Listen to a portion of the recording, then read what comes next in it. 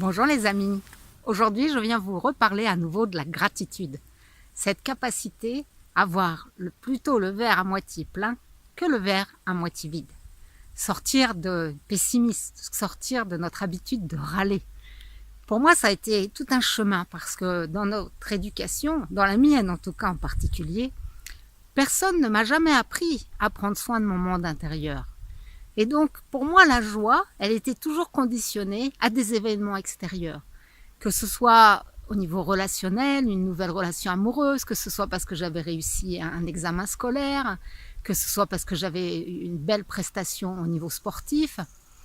Les sujets d'être en joie pouvaient être nombreux, variés, mais dépendaient toujours, en fait, de ce que j'avais fait ou de ce que d'autres avaient fait pour moi.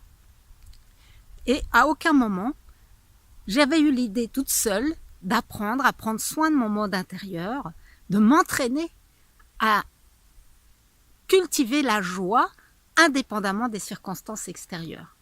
Ce fut tout un chemin pour moi d'apprendre qu'effectivement, en prenant soin de mon monde intérieur, en prenant soin de mes pensées, en prenant soin de mes émotions, eh bien, il y avait beaucoup moins de souffrance et aussi beaucoup moins de hauts et bas. Comme m'a dit une cliente il y a une dizaine d'années maintenant, elle me disait « je suis soit au grenier, soit à la cave ». C'est-à-dire qu'elle passait sa vie à faire des hauts et bas émotionnels en fonction de ce que son environnement lui reflétait.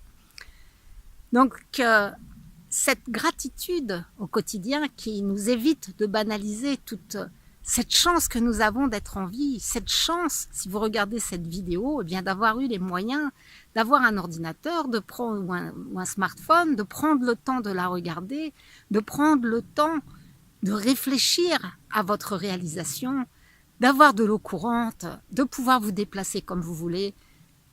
La chance que nous avons dans nos pays occidentaux et particulièrement les personnes qui suivent mes posts sont innombrables. Mais nous l'avons banalisé. Et Einstein a dit, on peut voir la vie comme rien n'est un miracle, comme si rien n'était un miracle, ou comme si tout était un miracle. Mais pour ça, eh bien, nous avons à rééduquer notre psyché, et qui s'est même transformée en physiologie, notre psyché de stress, notre psyché de restriction, qui nous serre le cœur, souvent ou parfois, pour nous rouvrir à l'expansion, pour nous rouvrir à l'infinitude de notre être. Et la gratitude est un excellent moyen pour ça.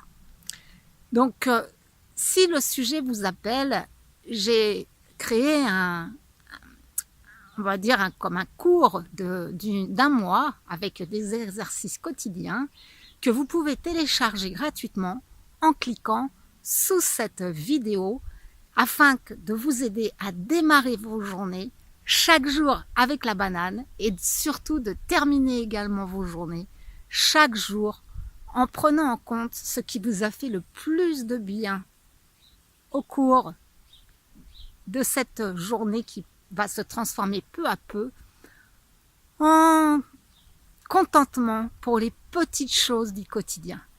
Et en apprenant comme ça à vous contenter de plus en plus et à mettre sur le curseur du contentement, par la loi de biosyntonie, vous allez avoir accès à de plus en plus d'humeurs et également d'événements qui vont continuer à favoriser cette expansion en vous, cette joie, cette liberté à laquelle nous aspirons tous.